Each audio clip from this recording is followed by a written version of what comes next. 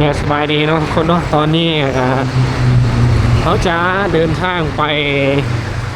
หาเห็ดเวียวิเศษเนาะเขาจะไปหาเก็บขี้เหงื่อเนาะทุกคนหาเบิ่งขี้เหงื่ออยู่ตามตลาดเนาะเขาจะเก็บเอาเบิดเขาจะลองใส่ชีวิตนะครับเนาะ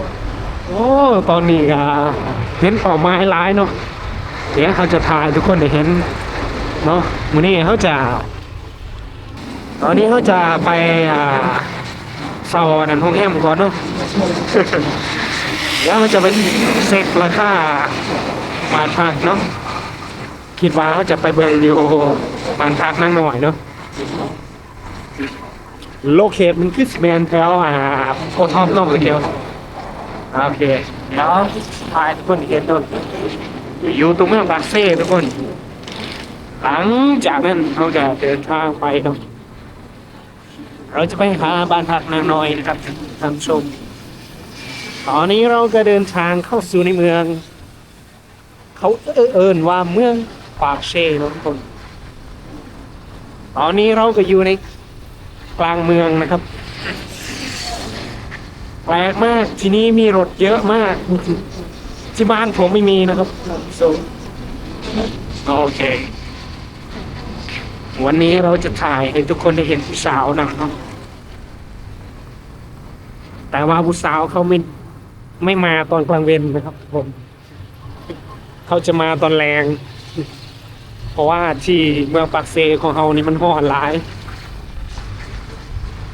ฉะนั้นมันเป็นสาเหตุที่บ่มีผู้สาวยามกลางเวนเนาะทีนี้เราก็ไม่ได้เห็นแล้วมื้อนี้ก็ถือว่าเป็นมื้อพักผ่อนเนาะเขาก็มาถ่ายคลิปเล่นๆกับทุกคน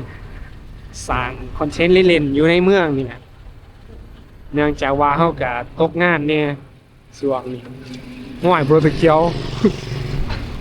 ไปตอนไฟเขียวบ่ได้นี่ตอนนี้เราก็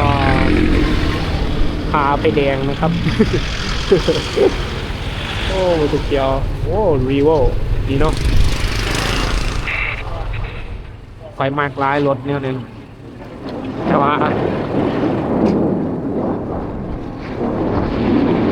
โอ้สุกุระสีแดงปากเซเฮาจะแปลกนะมีซากุระสีแดงเรียงรายอยู่เต็มเส้นทางเลยครับท่านผู้ชมตอนนี้เราก็อยู่ที่โรงเรียนโกนสวรรค์ปุ่มเดียวโกนไส้โอเค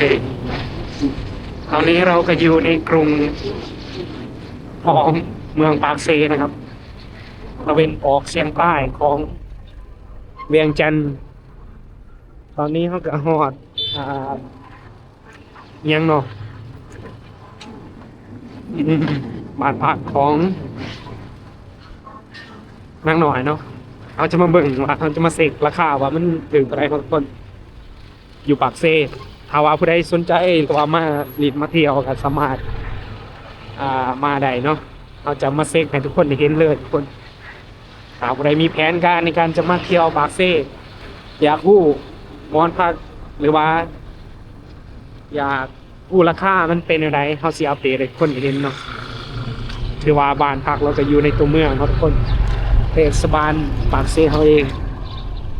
ตอนนี้เขาจะอยู่ตรงหน้าของป้อมตำรวจเราจะไปซอกหาตำรวจนะครับแต่โอ้ยอยู่นี่หมดแล้วโอเคตอนนี้เขาก็ฮอดหน้าบ้านพักนั่งหน่อยเนาะทุกคนไอ้เขียวกับทำการเข้าไปไม่ได้ไอ้เขียว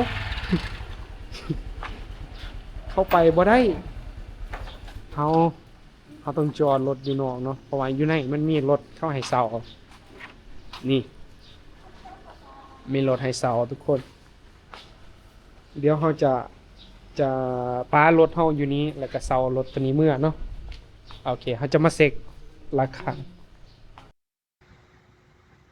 คาของแฮมเนาะเดี๋ยวเขาจะเข้าไปถามเอื่อนเนาะว่าราคาของแฮมอยู่นี้เราจะเอาคืนละเท่าไหร่แล้วก็แนวใดเนาะเอาก็ได้เข้าไปถามเอาก็ได้ถ่ายบรรยากาศอยู่ในเพราะว่าห้องแถ ที่เราให้เซามันจะอยู่อีกเบื้องหนึ่งเนาะโอเคเราก็ได้เขาไปถามข้อมูลกับเอื้อแล้วก็บอกข้อมูลอย่างละเอียดเนาะเจ้าของอันนี้เป็นเจ้าของบ้านพักนางน้อยเนาะทุกคนเราก็ได้สังเกตหลายอย่างอันนี้เป็นราคาสำหรับมันมีเตียงคู่แล้วก็เตียงห้องเดียวเนาะมันมีเตียงเดียวราคามันก็จะต่างกันประมาณ300,000อ่304,000เนาะทุกคน 304,000เตียงคู่แม่น306,000อันนี้ก็เป็นต่อคืนเลยทุกคนนี่เป็นราคาเนาะเอาก็ได้ไปเช็กเพราะว่ามีคนเกาหลีก็จะมาเนาะเฮาก็ได้ไปเช็กเบิ่งราคาของโรงแรมบ้านพักนางน้อยเนาะเราก็ได้อธิบายเกี่ยวกับการที่เขาจะสั่งเพราะว่าเขาไปเช็กก่อนล่วงหน้าเพราะว่าโรงแรมของเรานี่แม่นปกติในช่วงนั้นมันจะเต็มเนาะฉะนั้นเราต้องไปเช็กก่อนเราจะมาเบิ่ง อันนี้เขาก็สังสงสัยเนาะทุกคน อันนี้เขาก็มาเบิ่งว่าอีหยังข้อมูลเกี่ยวกับสถานที่แหล่งท่องเที่ยวต่างๆเนาะในลาวเฮาแล้วก็มีเราก็เฮ็ดกับทัวร์เนาะของเวียด VET เนาะถ้าเฮามีแผนจะไปเราก็สามารถที่จะเอาเอิ้นว่าติเกตหรือว่าบัตรรถบัสเนาะมันมีเบอร์ของเราอยู่ในหั้นเราสามารถที่จะจองถ้าว่าเฮามาบ้านพักของเราเราก็สามารถที่จะมีเซารถเมล์ได้เนาะอันนี้เราก็สังเกตเบิ่งว่าเรามีเครื่องของหลายอย่างเนาะอยู่ในแปลกๆเนาะโดยเฉพาะแม่นเครื่องของแบบว่าเป็นวัฒนธรรมของลาวเนาะโดยเฉพาะเป็นกระเป๋าหรือว่าอ่าอิหยังเนาะหลายๆอย่างเลยทุกคนเดี๋ยวจะมาเบิ่งแผนที่เนาะอันนี้ก็มีแผนที่ลาวเนาะหลายที่หลายหม้องว่าเราอยู่จุดใดอยู่นี่เป็นเมืองใด อันนี้ก็เป็นแผนที่ของประเทศลาวเราเองเราก็ได้เห็นซากุระเนาะซากุระจีนตัวนี้เราก็ได้โอ้ล่มหลายอย่างว้าวน่าสังเกตว่าโอ้มีของแปลกๆเนาะของมาเลเซียตึกคูเนาะตึกแผดของมาเลเซียเซกเอาเนาะอันนี้ก็ตอน11:30โอเคทุกคนนี่เนาะแล้วเขาจะพาทุกคนไปเบิ่งนะห้องเนาะ หลังจากนั้นเขาก็อารมณ์เราอธิบายเกี่ยวกับก่อนที่เขาจะเอื่นว่าจองล่วงหน้าเนาะเราต้องจองล่วงหน้าก่อนประมาณ2 มื้อแจ้งเราถ้าเราบ่แจ้งเราก่อนเพราะว่ามันจะมีแขกเข้ามาฉะนั้นเราจึงเอิ้นว่าถ้าว่าแขกของเรายกเลิกเราก็สามารถบอกเราล่วงหน้าประมาณ2 มื้อนะทุกคน แล้วมันจะเฮ็ดให้ในการจองของเราและเราบ่เสียเวลาเนาะถ้าว่าเราบ่ได้ไปพักอย่างนั้นเราแจ้งเรา2 มื้อเราก็สามารถมีเอิ้นว่ารับแขกคนอื่นได้เนาะถ้าเราบ่แจ้งเราจะเอิ้นว่าได้เก็บเงินที่เอิ้นว่าค่าเสียเวลานำเราจะต้องได้เสียถ้าว่าเรามีการแคนเซิลนะทุกคนอันนี้ก็เราก็ได้อธิบายอย่างละเอียดเนาะ หลังจากนั้นเราก็อธิบายว่าเรามีบัตรที่จะเอิ้นว่าจ่ายผ่านทางเราโดยตรงเนาะบัตรผ่านของเราจะมีบัตรเอิ้นว่าโดยเฉพาะเป็นมีแอปเราสามารถแบบเข้าแอปแล้วก็จ่ายแล้วก็ติดต่อเราได้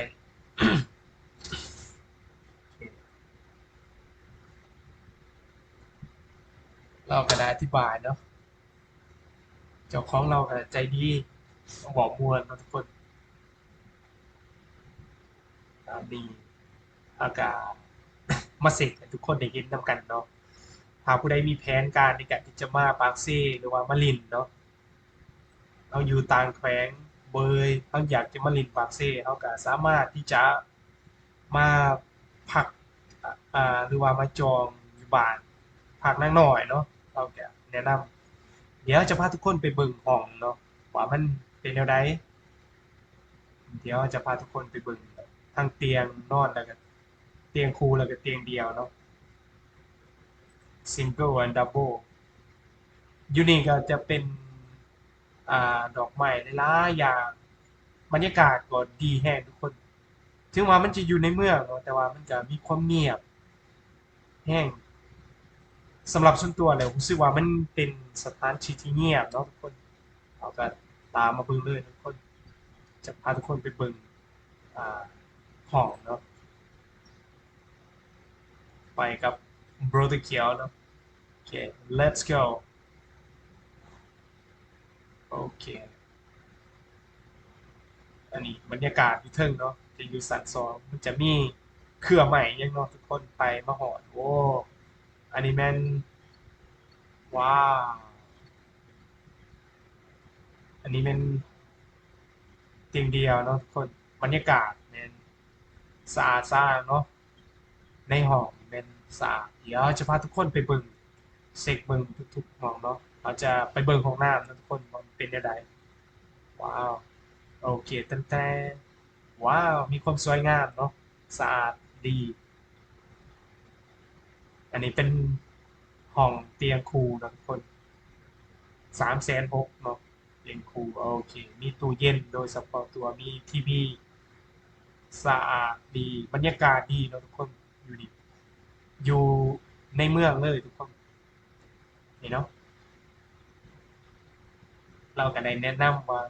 คนต่างประเทศในส่วนหลายก็จะมักนอนสันลุมแต่ว่าคนเกาหลีจะมักนอนสันทึงเนาะโอเคเราก็ได้บอกว่าคนลาวกับคนต่างประเทศมักบ่คือกันเนาะทุกคน อันนี้ก็เป็น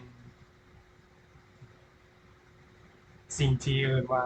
แล้วแต่เนาะแล้วแต่คนมักอันนี้เป็นห้องเพียงเดียวเนาะบรรยากาศก็ประมาณนี้เนาะทุกคนตามมาเบิ่งนี่มีความสะอาดหลายเดือนแล้วก็ว่าโอ้ส่วนหลายเป็นในส่วนระยะนั้นเป็นคนเต็มเนาะก็เจ้ามา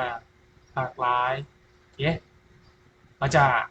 พอสำนี้เนาะก็จะกลับไปเฮ็ดภารกิจของเราเนาะในการไปเบิ่ง ขี่เหยื่อเนาะอยู่ตลาดเพราะว่าเราได้นัดกับแม่เราผู้หนึ่งเนาะเราจะไปเอาบางสิ่งบางอย่างที่เราได้เก็บเหียดให้อาจจะเป็นเศษอาหารหรือว่าอันกระตาบางอย่างเนาะเราจะไปเก็บมารีไซเคิลใหม่เนาะบางครั้งมันอาจจะใช้ได้เนาะก็อาจจะไปเฮ้ทุกคนขอบใจเนาะสำหรับผู้ชมผู้ติดตามในช่องข้อยเนาะ 2 คนพาเที่ยวนะทุกคนโอเคขอบใจเดี๋ยวเจอกันในคลิปต่อไปนะทุกคนเดี๋ยวจะพาทุกคนไปเบิ่งอ่าอันนี้มันซื้อบ้านพักเนาะเรือนพักนางน้อยนะทุกคนโอเคถ้าผู้ใดสนใจก็สามารถโทรใส่เราเนาะหรือว่าถามข้อมูลเกี่ยวกับทางเฮาได้เนาะทุกคนโอเคขอบใจสำหรับท่านผู้ชมเนาะโอเคตอนนี้เราจะ ขอบายบายทุกคน see you in the next video โอเค